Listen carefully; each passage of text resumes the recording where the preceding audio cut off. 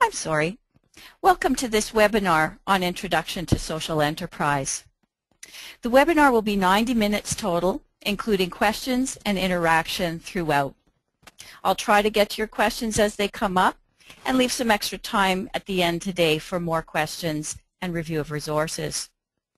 You're encouraged to use the chat function throughout if you feel like reacting to the material. We'll make time to pause and comment on chats if we can. For those who are new to these webinars, please note that you'll not be identified with your comments, so you can chat freely and anonymously. If I can't answer a question you pose to us within the time frame of the webinar, we'll include it in the Community of Practice on September 27th from 10:30 to 11:30. So remember to come back and check in and sign in then. You're also invited to post questions anytime on the Orgwise site related to the webinar series. We'll be available live to answer those on September 27th. This is the second in a series of 3 webinars on social enterprise specifically. I'll review a few concepts from webinar 1 at the beginning of this webinar, then move on. Even if you were not able to attend the first webinar, you'll be able to benefit from this one.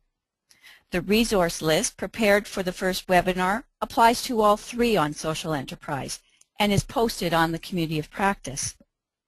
I've also added a few new resources in this webinar. All of the photos featured in the webinar are of actual social enterprises run by either immigrant-serving organizations or other nonprofits. I'll try to comment on these as we go along. This is one in a series of webinars Okazi has contracted with Doreen Weston of Full Circle Consulting, my colleague, to prepare and deliver through the Orgwise initiative.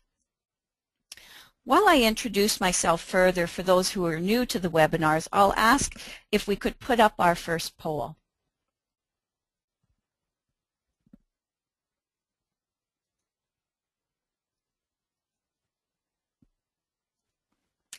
This poll is asking if you participated in the Introduction to Social Enterprise webinar, just so I can get a sense of who's on the call and whether you have some of the background that we'll need to go forward. Please take a moment to fill in the poll. Okay, I'm looking at the poll results now, and it's looking like about a third, maybe a little bit more, were on the first webinar, and about 2/3 were not. So I'll try to go over the material again. I think you'll find that the new material will be equally as pertinent to you, and we can always revisit the earlier concepts in the Community of Practice.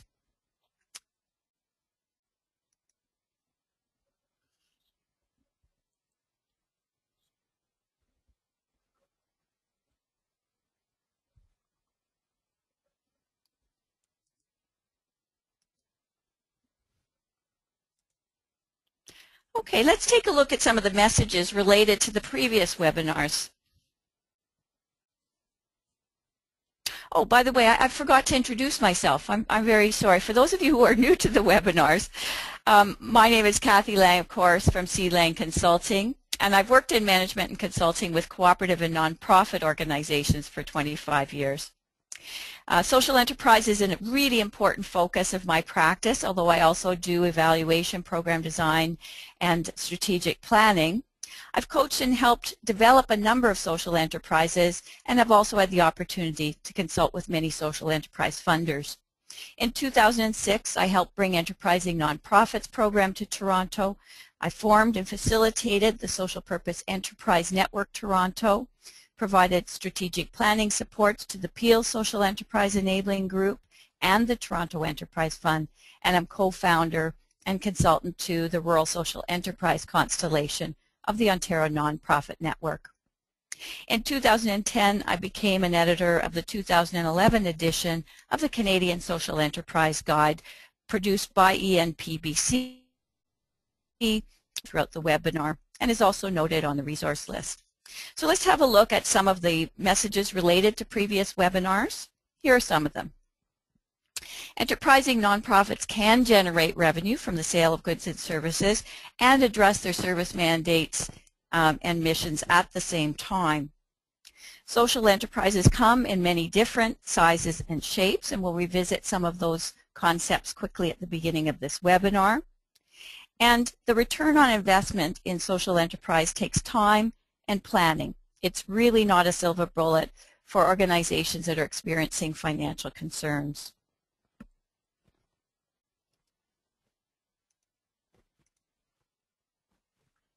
From the poll last time in the first webinar on social enterprise, 87% of you responded in saying that you had a high interest in social enterprise at the end of the webinar.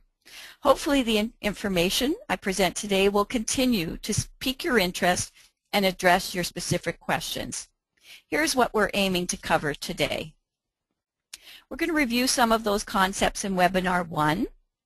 We're going to look quite actively at where you source social enterprise ideas. Then we'll take a look at financial, organizational, and social feasibility in social enterprise development. Throughout, we'll be looking at those critical success factors, lessons and challenges from the field, and we'll assess or help you assess organizational readiness. And here's what we hope you'll learn from today. We'd like you to come out of this webinar more aware of some of the success factors in social enterprise development. We'd like you to understand how to assess your organization's readiness for social enterprise. You may, through this enterprise, be able to identify sources for social enterprise ideas. And certainly we hope you'll understand what feasibility assessment entails.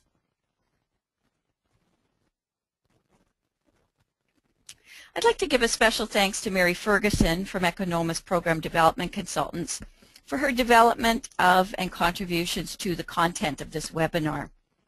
As well, much of the material has been influenced through my work with David LePage at Enterprising Nonprofits Program in BC and now across Canada. In this slide, you'll see a picture of the Kitchener-Waterloo Multicultural Center's front door, and they operate a social enterprise that is an interpreter and translation service. Those of you on the last webinar know that we referred to you to a short video on the Orgwise site of Lucia Harrison speaking on her social enterprise journey.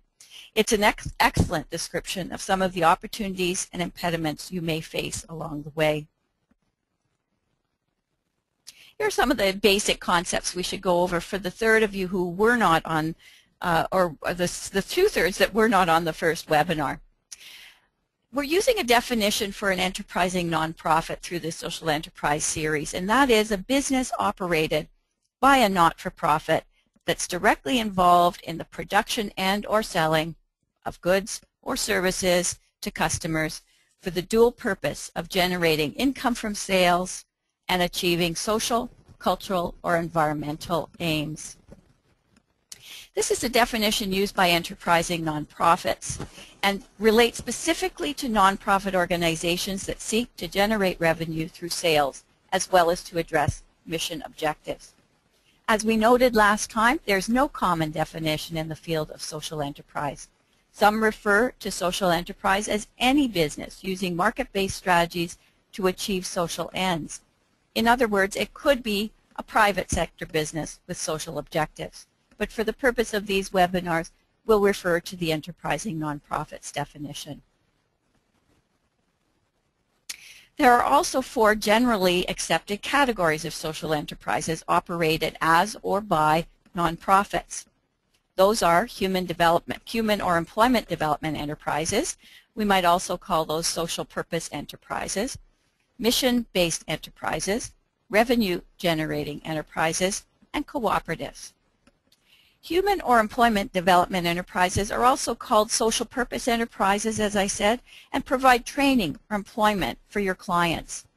These enterprises can supply long-term employment or short-term training and jobs or internships that help clients get experience and gain skills to link them to the mainstream workplace. Some social purpose enterprises also assist participants to generate revenue through microenterprise.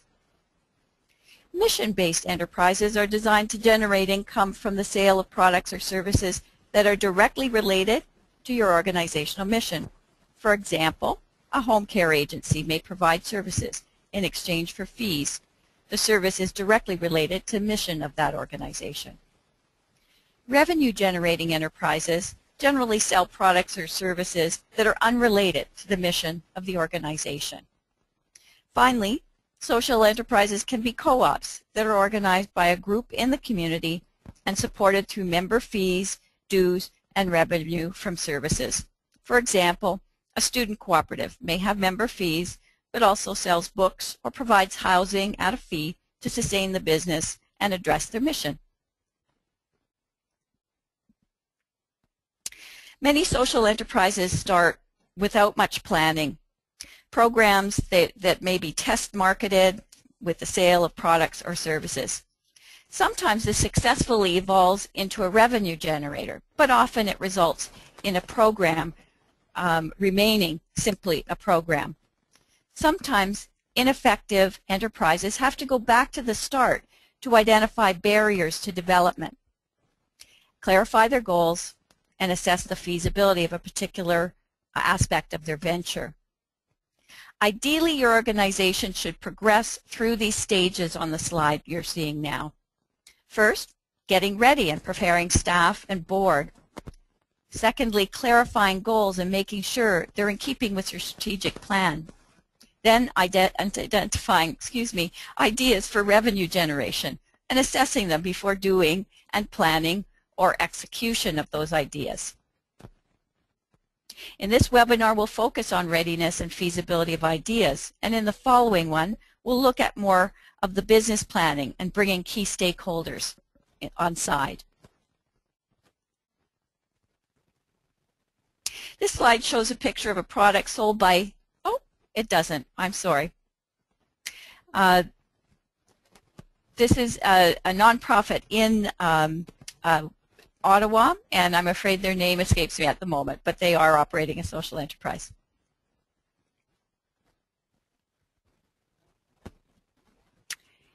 It's important when moving on to a readiness and feasibility to make sure that you establish why your organization is pursuing the enterprise and checking your assumptions.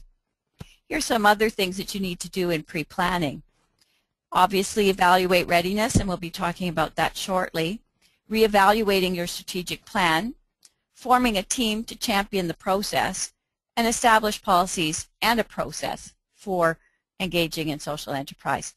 I'll just comment here on the reevaluating of your strategic plan, as we'll cover others later in the webinar. Strategic plans are an exercise in engaging staff, board, and other stakeholders in setting direction for the agency. So it's important, if you're thinking about making any significant investment in social enterprise, to evaluate how this fits with the overall directions and goals of your organization, and to discuss this with your staff, board, clients, funders, and other stakeholders to get their buy-in. The process of getting ready for social enterprise is it's just a process of inquiry, of asking really hard questions and getting the information you need to know whether this path is right for you. Some of the questions relate to your objectives and how realistic they are, such as how much revenue do you want or need to generate, and also about the whys of social enterprise. Why do you need to generate that amount of revenue now? Why do you want to become involved in social enterprise? The questions also relate to the fit of the social enterprise with your client and your clients and community's needs, or the value of the resources you may want to exchange in the marketplace. We need to ask hard questions about how you know whether these needs are truly there and what value you can exchange. Always ask yourself, if you think you know the answer to these initial questions, how do you know? Are there reports, needs assessments, financial calculations, appraisals that you can rely on to give you an accurate information base to base your decisions on? Don't hesitate to question your own assumptions back them up through discussion with others, and refer back to information that has already been gathered by your agency or other reputable organizations in the community. You wouldn't think of selling your house, for instance, without checking with a realtor about what your house is worth so that your sales expectations are based on an expert's experience and knowledge of the marketplace. From the poll in the last webinar, we found that 81% of respondents were interested in social enterprise, both to generate outcomes for clients such as employment and at the same time generate new revenue for the organization. I have to admit this is no easy feat, given the work it takes to operate a successful social enterprise at the same time as attending to your other programs and strategies that address your mission. In my work in social enterprise, I find that much of my early conversations with clients are about checking assumptions of what is possible given their resources, capacity, and the needs they identify, and adjusting those expectations of what might be possible to achieve through social enterprise. More often than not, nonprofit social enterprises have difficulty growing to serve clients as well as generate surplus revenue. That is, most of these kinds of enterprises do not move beyond break even. This slide shows the challenge for nonprofits who operate human development or employment social enterprises and the challenges they may face in getting to break even, let alone generating additional unrestricted revenue for programming or operations. Let's have a look at it. You'll see here that the social and business costs are represented by different lines. The black area represents the revenue from the enterprise sales. The first line shows the business expenses or cost of doing business. These are costs associated with materials, business staff, enterprise overhead, directly related to the product or service you're selling. You'll notice that getting to break even for business expenses may take some time, as with any business. But in addition to this, social purpose enterprises that hire or train agency clients also have social costs. These are for trainers, training time, transportation, or other accommodations.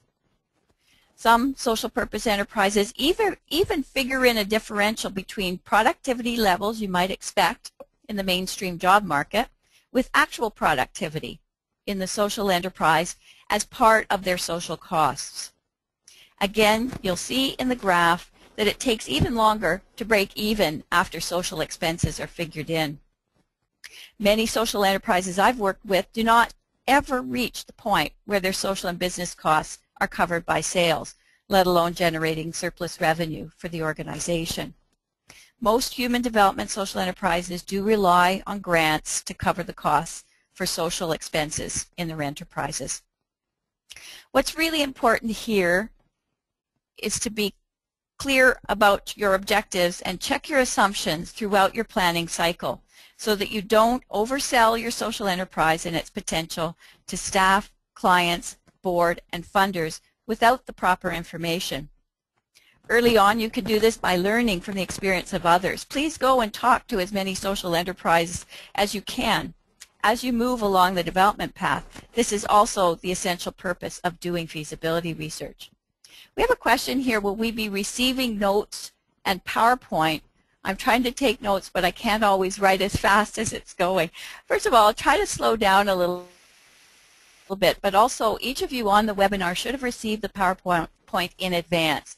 If you haven't, please do email to Petra at Okazi, and she'll send it out promptly.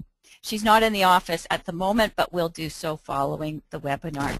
Thanks for that question. Here are some samples of objectives for social enterprises.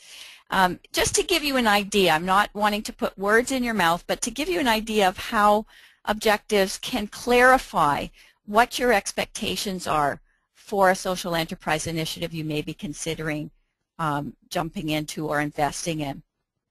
One might be to provide hands-on job training for a certain number of clients each year within the social enterprise. Critical here is the number of clients you may expect to employ or train. to generate a certain amount of revenue in sales in year one and the prospect of increasing that revenue by a certain percent in future years. To generate net enterprise revenue equivalent to the cost of a particular staff member, such as a job trainer or a coach. Here are some others. To provide a certain number of part-time or full-time equivalent jobs with 50% or more from your targeted population. To achieve business break-even, as in the previous slide we saw, which would cover the sales, which would cover the cost of doing business. Or to sustain grants from external funding partners to cover the cost of training and support for targeted employees. You'll note that these objectives are really specific, they're measurable, and therefore they lend themselves to being tested through monitoring and documentation in your feasibility research as well as in your operations as you go ahead with the enterprise if you decide to do so. This cover slide shows a picture from Inner City Renovations, a successful social purpose enterprise in Winnipeg. It's a unique construction company that revitalizes commercial buildings, multi-unit residential, and more while training and employing low-income persons living in the inner city who have a history of challenges in obtaining and retaining work. They not only provide jobs, but are also an important part of Winnipeg's inner city development. In their case, their objectives are also the revitalization of the inner city, as well as retaining jobs for people who may have had a history of challenges. Before we look at this last poll, let's take a look at the next poll in this webinar.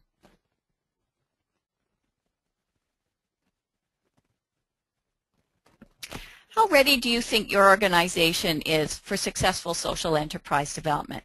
Now, some of you may have actually gone and done the organizational readiness checklist that we suggested last time. Others may not have done that, and so you're just going to get a top-of-mind thought on this. We're looking at the results coming in right now. They're very interesting. We'll give it one more minute. As we do, I'm going to talk a little bit about the poll from webinar 1. Of those who responded, 28% were already operating social enterprises and 68% were not. Even those currently operating enterprises, though, may have work to do to be more ready to achieve success in their ventures. Let's have a look and see how ready you are. 21% of you said you're not at all ready, which means you're at a very early stage of thinking about social enterprise. 63% said you're somewhat ready, so obviously you're identifying a need for some capacity building. 5% are ready, and 5% are really, really ready. And another 5%, you're still thinking about it. So we've got a few that might be just about on that. You may even operate a social enterprise as we speak. Some, that's the 10% are ready or very ready. The somewhat ready, we'll look at what that means in the next few slides. And those that are not at all ready, let's take a look at what you need to do to get a little further down the line. Why get ready? Well, this slide I put in, I actually really hate the picture, but what it does for me is it really shows that social enterprise can rock your world. No matter if you're doing it already or not, the organizational change that social enterprise brings to an organization can affect all areas of your organization, including program development, staffing and human resources, financial management, fundraising, and governance. For example, if you operate a social enterprise, fundraisers now have to understand social enterprise and articulate its purposes and goals to funders in ways that are different from other programming. They may also be responsible for getting access to different kinds of funding than traditional grants like technical assistance grants, grants for business consulting, or even financing.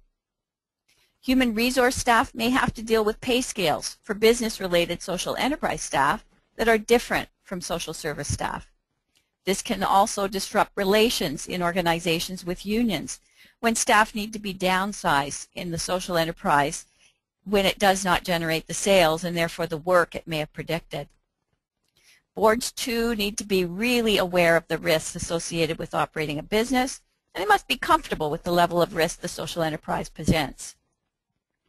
Finally, we often see that social agencies do not have the financial systems in place to monitor sales and make business corrections as readily as needed. Some social enterprises I've worked with have really had to create their own parallel financial systems to give them more flexibility, and this costs time and it also takes resources. In the last webinar, we suggested you copy the organizational readiness checklist from the Guide to Social Enterprise, the Canadian Guide to Social Enterprise, and take stock of your readiness.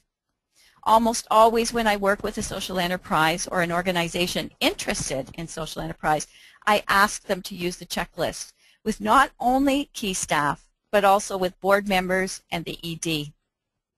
We then compare notes to see if there's congruity in each group's assessment of their readiness, and we look for dissonance. We look for where there are differences of opinion.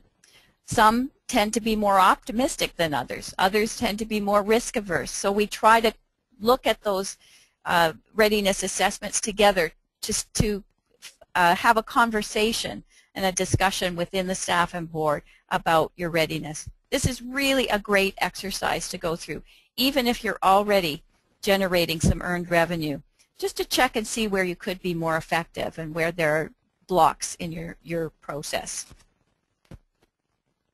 Here are some ways to use this checklist as a planning tool. Look at the areas where you need work. Develop an action plan. Set up a social enterprise work group or steering group to move things forward. And also set some milestones and a reporting schedule.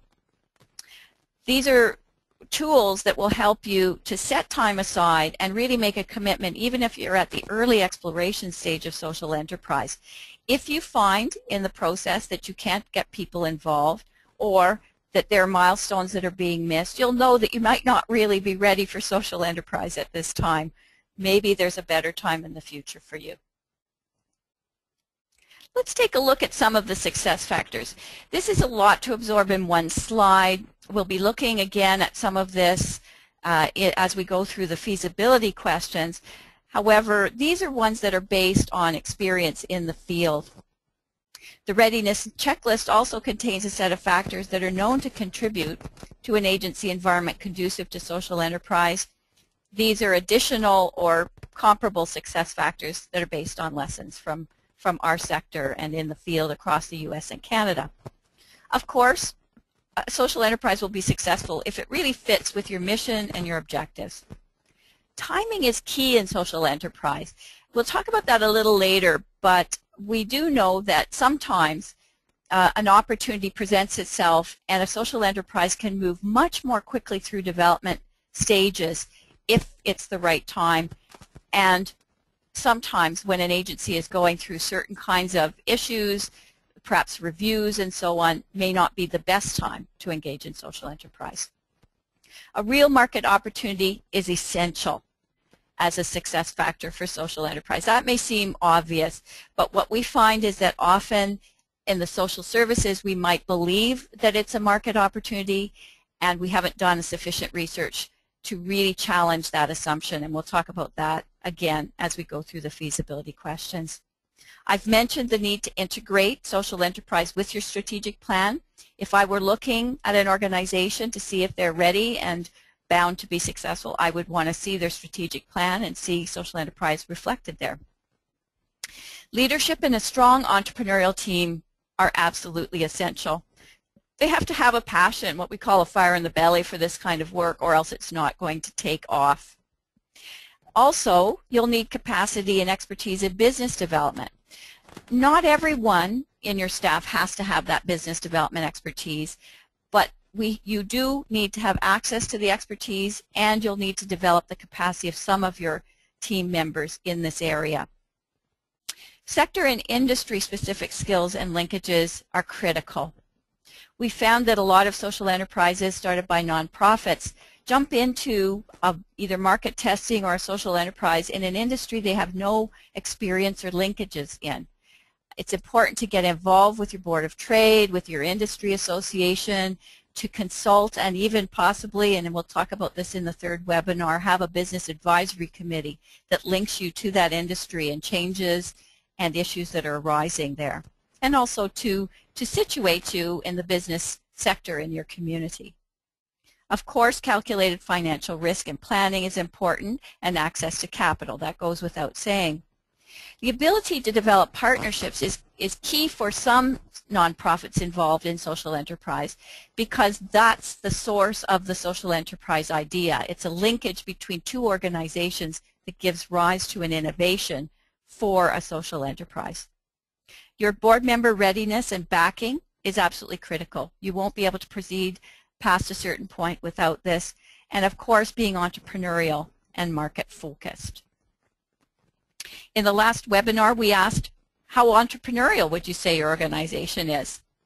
Some said not at all, in which case we would say you probably do need to do a bit of work on getting ready and looking at your organizational culture, or decide social enterprise is not for you.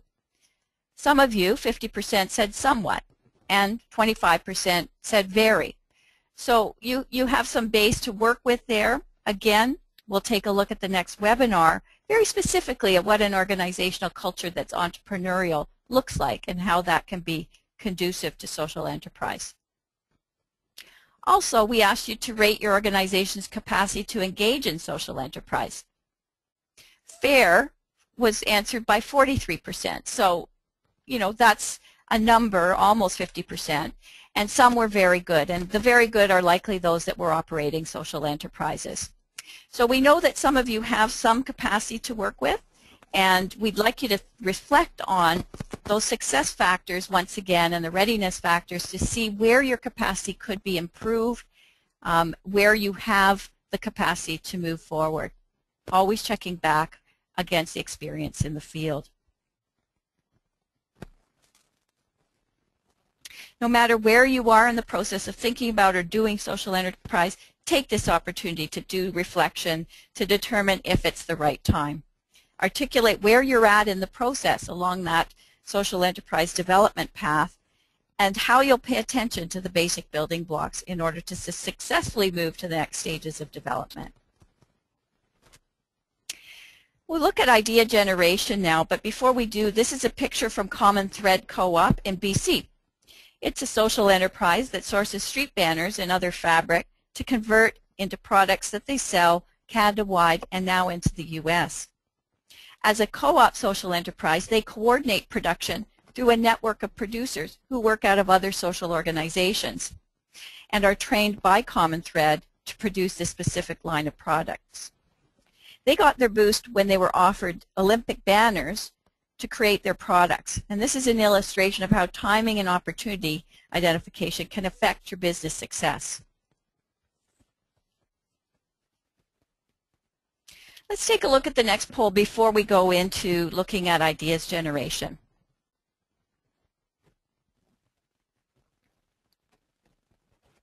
We want to know how many of you already have a business idea or ideas that you're interested in exploring, or perhaps have already turned into an earned revenue source.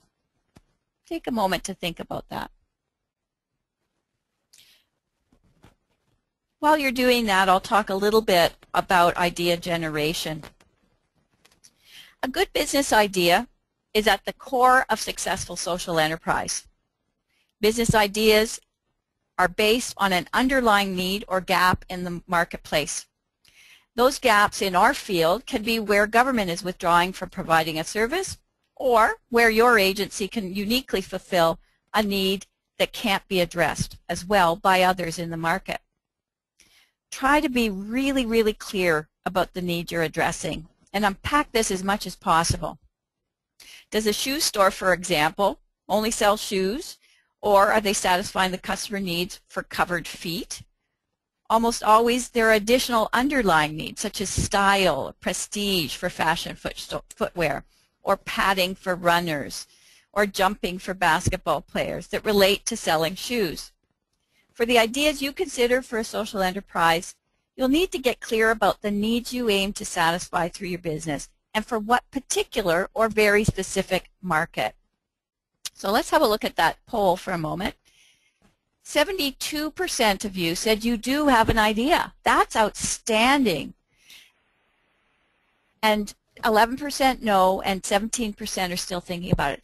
So what this tells me is that while some of you, a good portion of you, rate your readiness as being fairly low and needing some work, you have those ideas. You're chomping at the bit to work with them.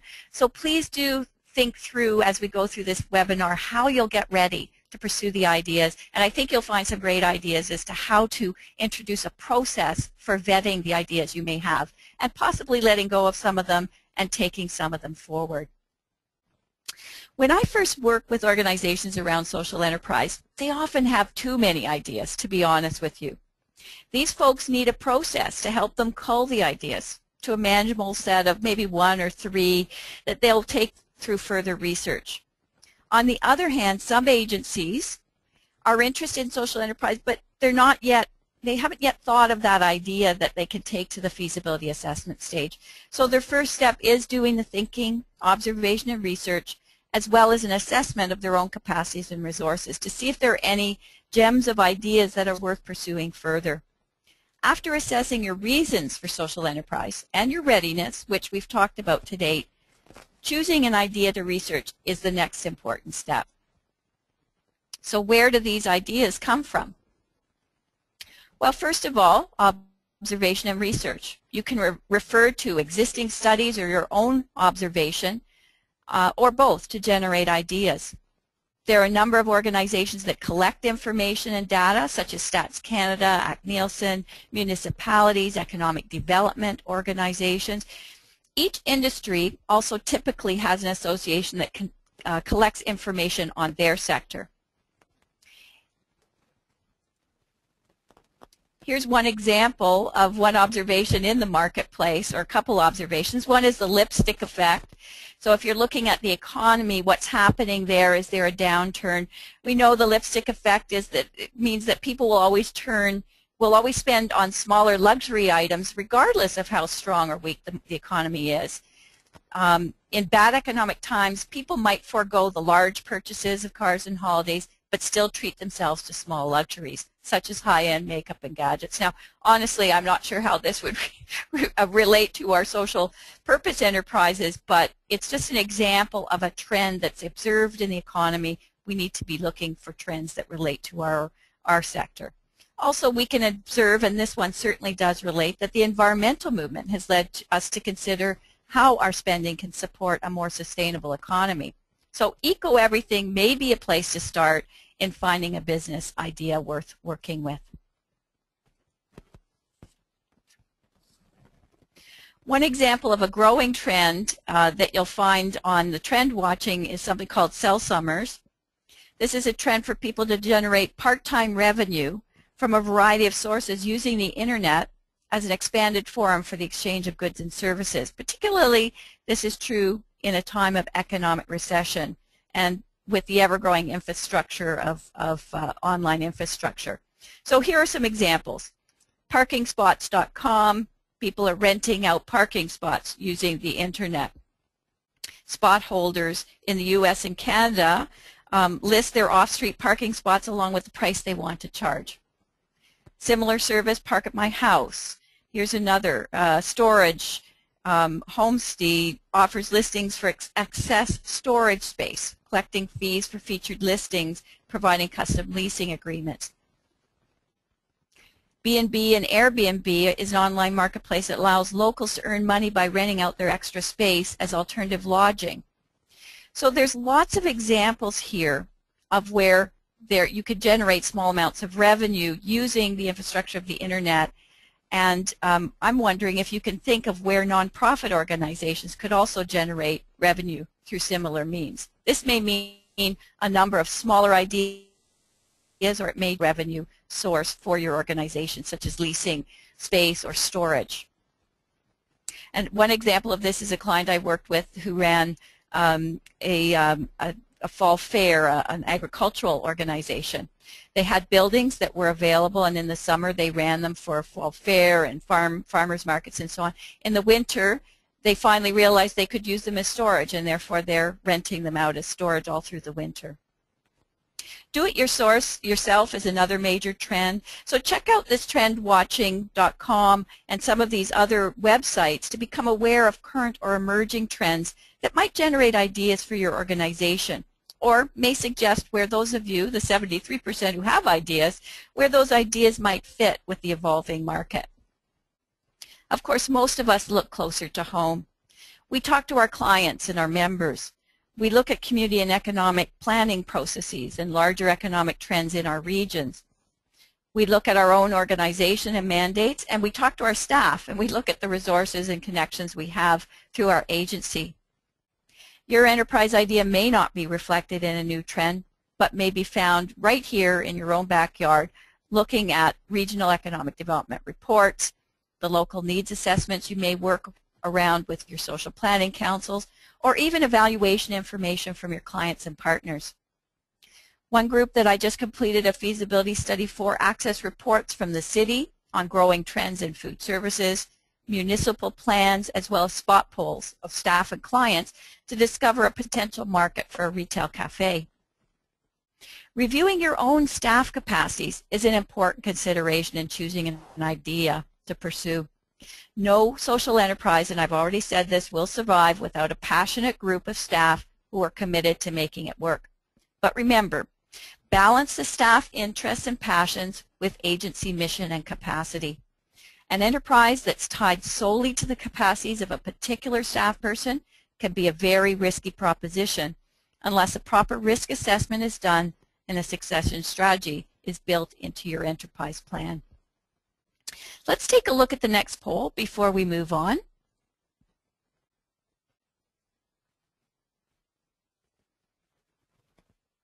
If you've thought about or are working on a social enterprise idea, and we've established 73% of you have, is it an extension of existing programming, services, or a partnership? Is it a new product or service connected to your agency asset? Is it a product or service unrelated to your mission and programming? Or, for those of you who don't have an idea, it's not applicable at this time. So see if you could take a moment to fill that in.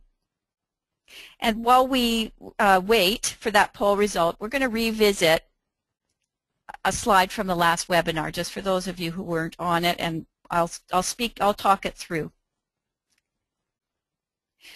Look for, when you're trying to turn assets into business ideas, look for products and services that directly fulfill your mission, and they can be an extension of existing programming, which is why we asked that question. Places where you're already doing training for your clients, but you may be able to extend that programming into a fee-for-service offering, or where you've got a partnership where you think you might be able to offer something that would generate revenue. It might be an existing product or service that serves a new audience, for instance, a geographic area. You may offer your particular services in a geographic area, and beyond that you can charge a fee, or a new customer segment. People who are in need of social services, you provide a service for free, but those who can pay for the service and suggest that there's a need may be a new customer segment to look at. New products and services may include looking at your staff resources, client resources, real estate and hard assets, or your own intellectual property. Perhaps it's a software program that you've already developed or a database. Let's look at the poll results. 52% of you are looking at an idea that's an extension of the existing programming.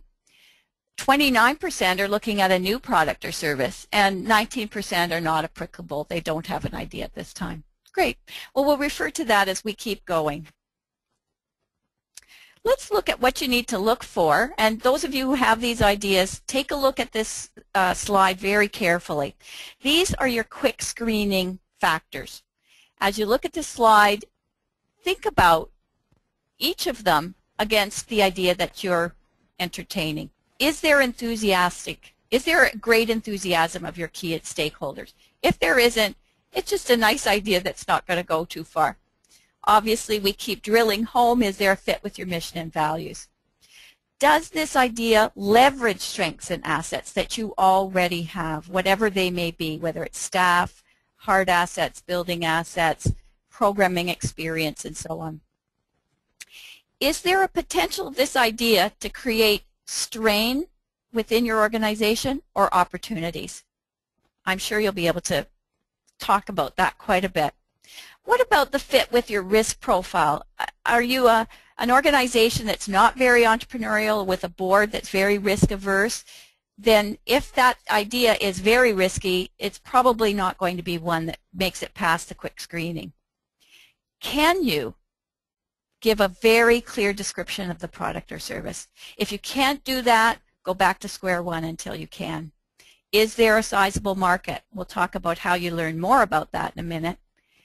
Is the competition easy or tough? Even if you have tough competition, it doesn't mean you should get rid of an idea, but you have to know that you have these other things in place, that you have good market potential, that you have good people on your team, and so on. Is there a customer need, which relates to your market? Is there a potential to increase capacity to address your mission through utilizing this idea?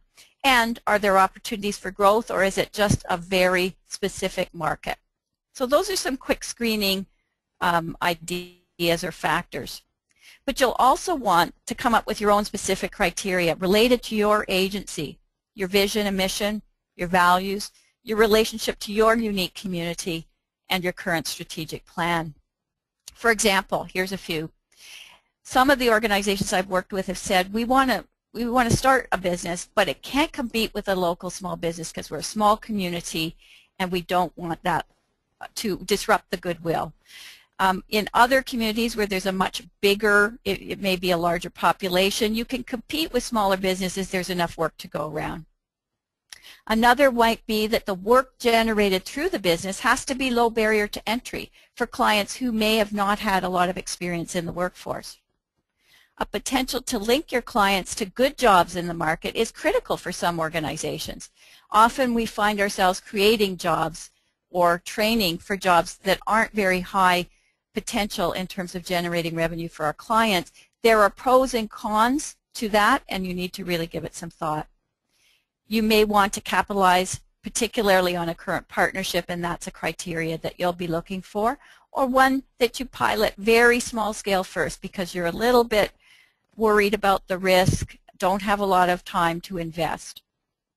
You may want to replace an existing supplier with your own enterprise, and that's a criteria you'll use in developing the idea. For instance, if you're a housing provider, you'll want to replace your maintenance supply with using clients or your own business to supply that. And some people use a certain amount of investment as a criteria for going forward with an idea. So I'd like you to give some thought to what other venture criteria you might have, and we've included this as homework for today.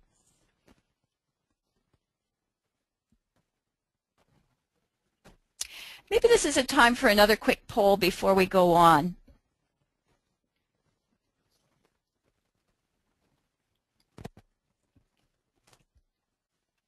Sometimes when we're setting our own criteria for social enterprise, we look at our criteria that we have for developing new programs, projects, services, or partnerships. So I'm asking you, does your organization currently have criteria in place for all staff and board for the development of new programs, services, or partnerships?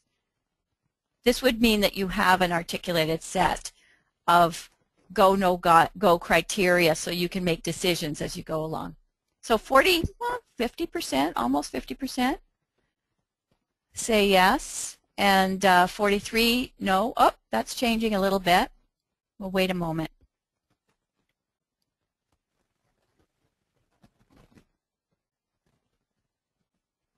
Okay. Okay, let's stop there. So we have almost 50% that have answered yes to that. For those that have, take a look at that and see if that gives you any ideas in terms of setting criteria for social enterprise ideas as well.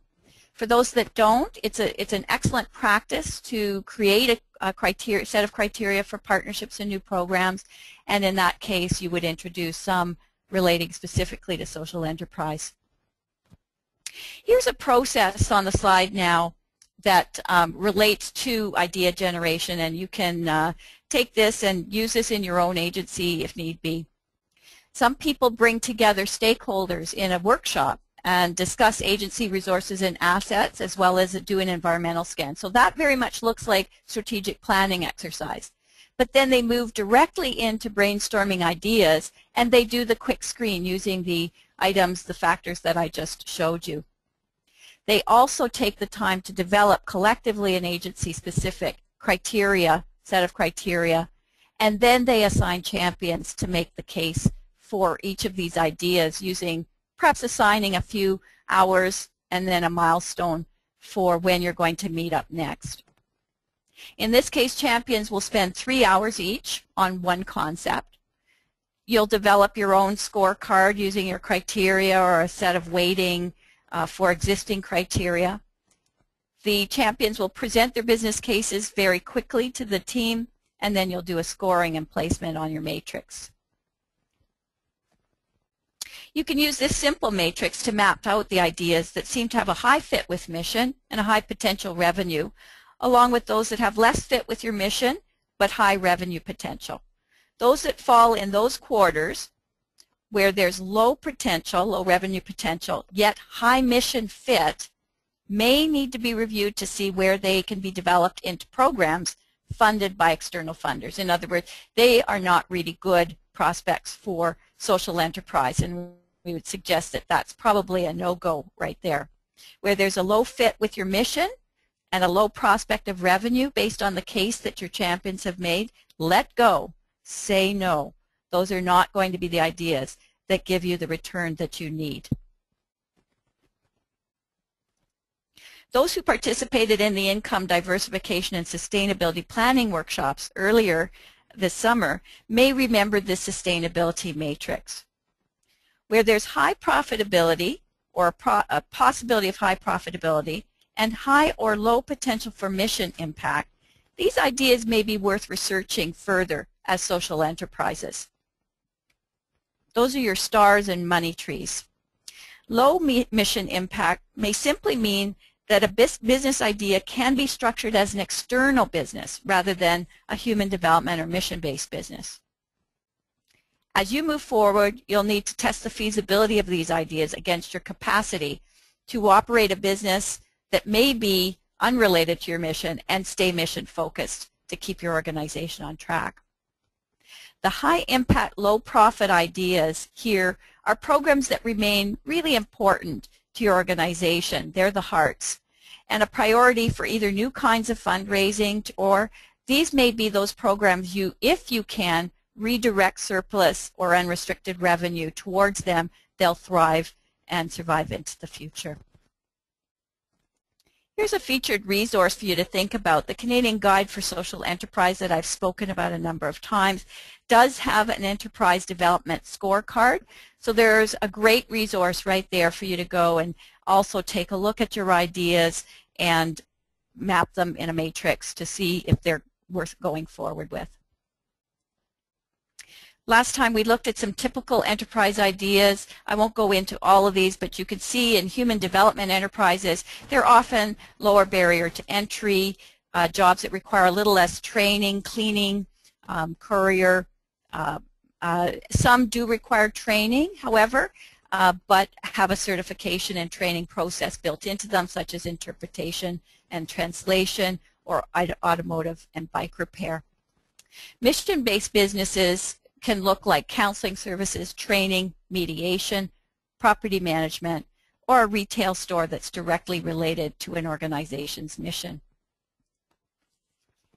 Revenue-generating ideas that are not directly related to your mission may include facility rental that have nothing to do with your organization but provide some leasing revenue for your operations.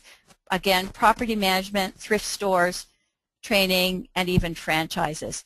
And we talked about a number of different kinds of co-op business ideas, including youth and student co-ops, local food buying groups, and child care and nursery co-ops.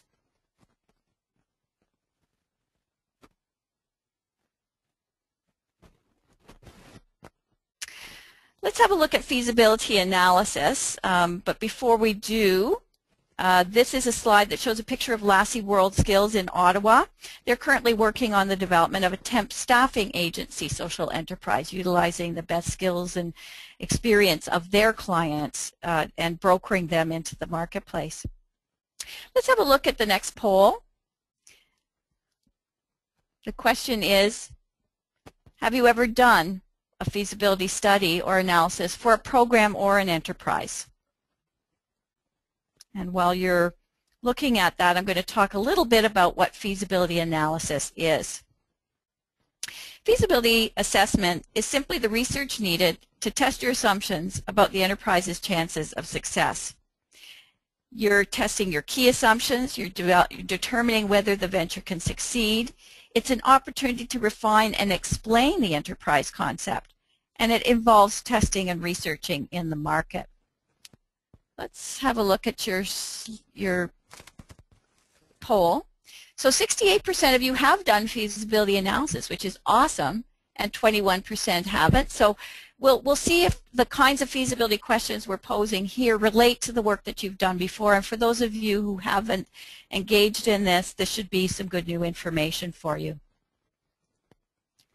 So essentially the purpose of the feasibility study, to gather enough information to decide whether or not to pursue an idea.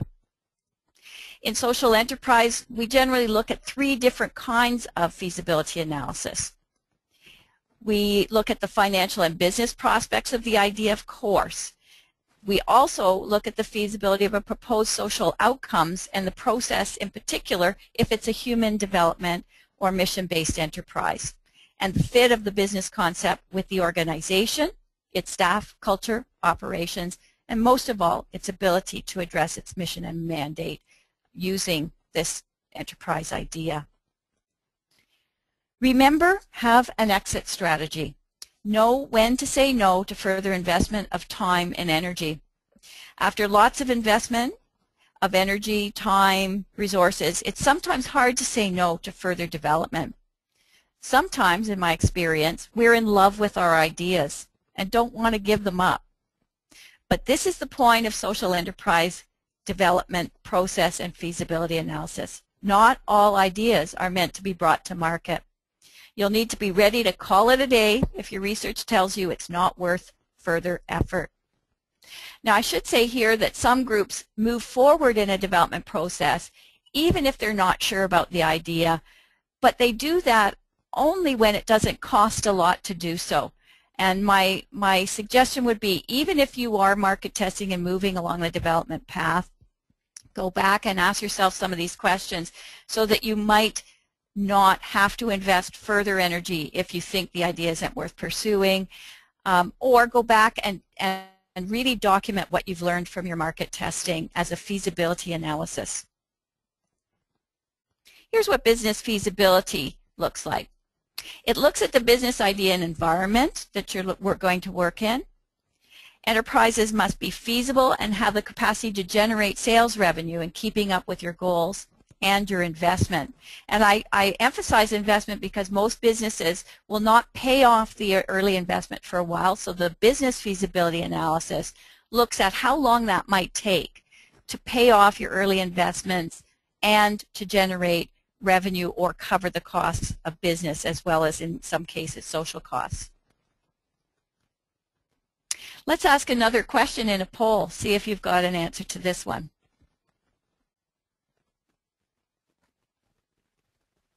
Have you ever invested time in the development of a program or social enterprise, then decided it wasn't feasible to pursue? Let's see how many of you might have done this. And so those of you who have will know sometimes how hard it is to let go. Others may have been glad to let go. So we'll look at that in 1 minute as I go forward with the rest of these. Okay. All right, we'll take a look at the results quickly.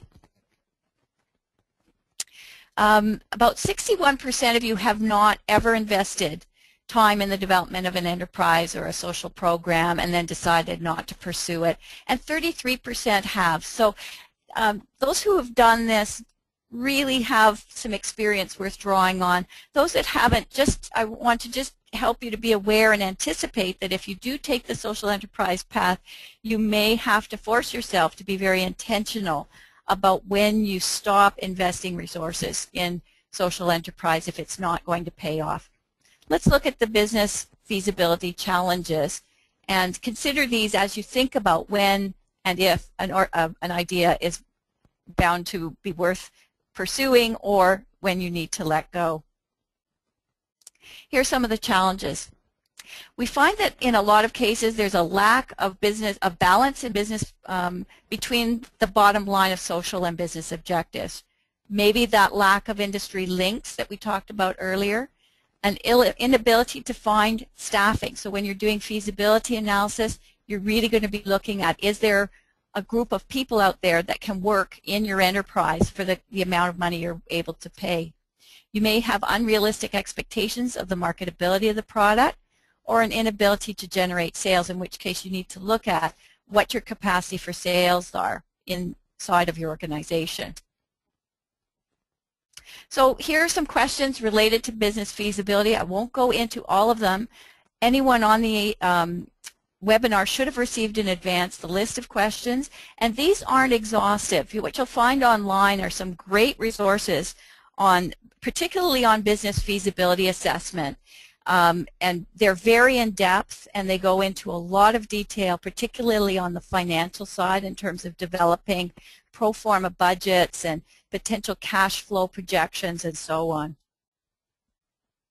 But just a few of the ideas are looking at the business sector and the market segment that you're looking at, the trends, the size of the opportunity of the market, and the growth potential. You'll also want to look at location, how you differentiate yourself from others in the market, your competition, and even some comparators in other towns or cities where you can compare their success and the feasibility of their ideas and what you can learn from these folks. Social feasibility. Social feasibility is that ability to leverage change and benefits with your target groups, your clients, your agency, your community. It's also about the appropriateness of the employment that you may want to generate or the training within your human development social enterprise, if that's a model you've chosen. We also really look at your ability within the social feasibility assessment to support participants' transition towards more sustainable livelihoods. If you're working with newcomers, for instance, you want to see where it fits with their settlement process, where it fits with their movement into the mainstream marketplace, their credentialing, their confidence, their ability to get Canadian experience. This slide shows a graphic based on research by economists that was done for the Canadian Women's Foundation with recipients of their Women's Economic Development Collaborative Fund grants. They found that women who were still in transition without a base of stability were not able to sustain the impacts of the programming, including social enterprise training. Not until they were on firmer footing were they able to sustain livelihood assets such as retaining the job, sticking with the training, generating excess revenue, or staying in school. Human development enterprises really need to think about the population you're serving and whether you have sufficient strategies in place to support your participants beyond that transition stage so that the client as well as the enterprise evolves towards sustainability. In checking social feasibility of these enterprises, we might look for sufficient accommodation such as transportation, childcare, case supports, training, and even a separation of training from the operational enterprise so the enterprise can function even when clients may be in crisis. Let's look at some of the challenges and questions related to social feasibility. We found that if you don't talk to your clients, you won't get a good match between the education and skill level of the participants and the planned employment. So talk to them. Sometimes there's an inability of participants to sustain their engagement in the economy, and we've talked about that in the last slide. You might have some unrealistic expectations relating to where they're at in their livelihood development and their ability to hold a job or business ownership. Another area of feasibility is looking at the cost per participant. So here's some questions you'll look for. How does it improve your outcomes in your organization? Is there a fit with the participant's skill, their abilities, and their interests, most important. Do you plan to support people to link them to make, where's that going to happen? Is it in partnership with another agency, or is it within your own agency? Or are you looking at simply supplementing their social assistance benefits with some generated income through the social enterprise? How likely will they be, your clients, to connect to permanent employment opportunities, and are they good opportunities? And will the current programming that you have support the clients through this whole process? Finally, we're going to look at organizational planning and feasibility. This looks at the appropriateness of the social enterprise as a means of fulfilling your mission. What's the fit between the enterprise and the organization? Some of the challenges here are the issues of your board and agency coming to terms with the risk that's involved. We found quite often unclear lines of decision-making and accountability within an organization, and when we do feasibility analysis, we talk through that with those involved. I've already mentioned the issue of control over financing and the need for systems that fit a business as well as a social organization, and the ability of the business to act quickly within the context of your agency environment. So here are some questions you might ask. Does the business fit with your core competencies? Is there support for the social enterprise within your board and staff? What degree of flexibility would be available to the business? How will the business and division of the labor be structured within the organization? What existing staff will be assigned and what percentage of their time, and how will their other work get done? And what risks are involved, and can you tolerate those risks? So here we are. We're back at organization.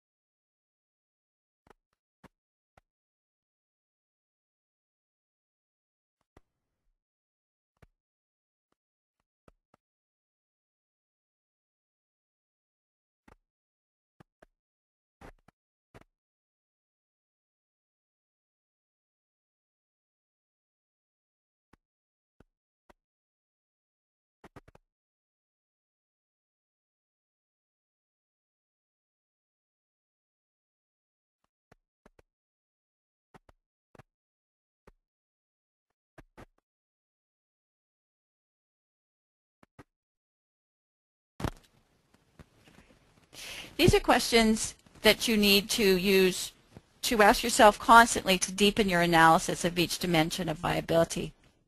You want to ensure that the feasibility conditions are satisfied, and you want to build capacity and engage your stakeholders through this whole process of feasibility analysis.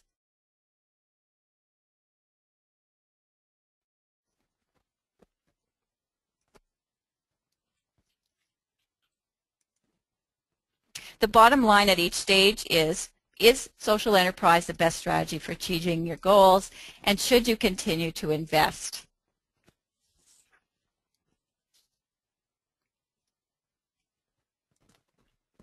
Here are some next steps in the feasibility assessment. So you're going to choose some of those ideas, or maybe just one that shows promise. You're going to conduct a more full feasibility study. Earlier we talked about just making the case very quickly, and to choose the ideas, now you want to go through a full feasibility analysis of the idea. Based on the study, decide whether and which idea you'll pursue, if any, and then you'll create an executive summary business case to attract resources and champions to the business development. Here's a featured resource. There's a social enterprise presentation. Hopefully we'll have a few minutes just to take a quick look before we leave today that goes through a feasibility analysis of 2 business ideas and comes out the other end in deciding which one they're going to pursue for business planning. Business planning is more involved, and we'll talk about this in the next webinar. And you'll need to identify and find and apply the resources to create these internal processes for the next step of business planning. So let's take a look at some key messages.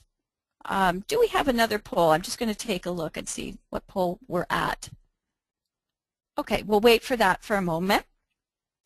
I'll go over some key messages, and then I'm going to invite you to ask some questions because we'll have a little bit of time left over. So the key messages today are that social enterprise is a process, and you'll pass through stages to prepare and engage successfully. If you've already started into social enterprise, you may need to go back and revisit some of those stages and the questions at those stages before you move forward. Another key message is to be really, really honest about your reasons and readiness for social enterprise. Don't be afraid to say no. It's not a right time, you don't have the capacity, but know why that's the case by doing some of your early assessment and readiness assessment. Have a good process in place that supports and builds on your social enterprise capacity. I find often that we engage business consultants to do feasibility assessments and business plans and often miss the opportunity to work with staff and build their capacity to think about business planning and feasibility assessment. And these skills in feasibility analysis and business planning can also be applied to your programs and partnerships as well. So I encourage you to think of it as a capacity building exercise and to create the conditions for that to be so. Finally, be ready to cut those losses, to say no to an idea you may already have fallen in love with, but may not be one that is going to be very remunerative or helpful to your organization. Homework. This piece of homework harkens back to the early webinars, those of you who may already have been on them, looking at how social enterprise fits within the income diversification journey. This is a set of articles by Warren Tranquata, who worked with Aperio, a social enterprise consulting firm, and it's in the Social Enterprise Reporter. So please do visit that. They're excellent, an excellent explanation of how one organization went through a process of identifying income diversification goals and looking at where social enterprise fit. Also, I would suggest those of you who have those ideas, the 70% of you, create a checklist or a matrix for your own agency to decide how you would make the decision and build consensus around that criteria for the decision about whether to pursue a social enterprise idea to the next stage. Our next webinar is going to be on October 4th. It will look at business planning, entrepreneurial culture, getting your board on side. I really encourage you to join us again for that webinar. Now let's take a look at that final poll before we go forward.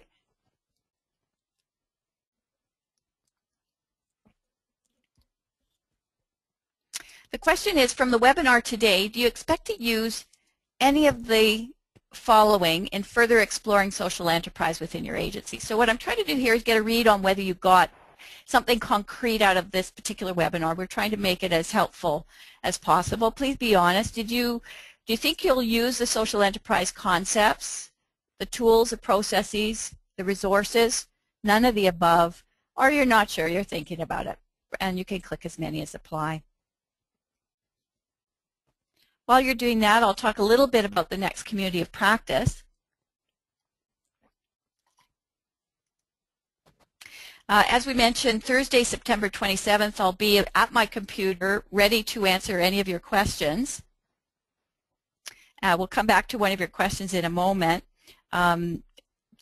So please feel free to come join us at 10:30 to 11:30 on September 27th. And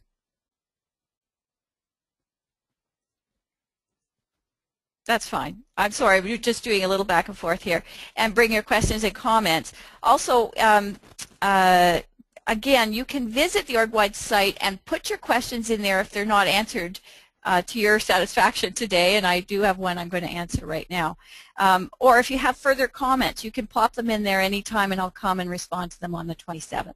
Okay? Let's have a look at the question. It said, what happens when a social enterprise fails for a nonprofit?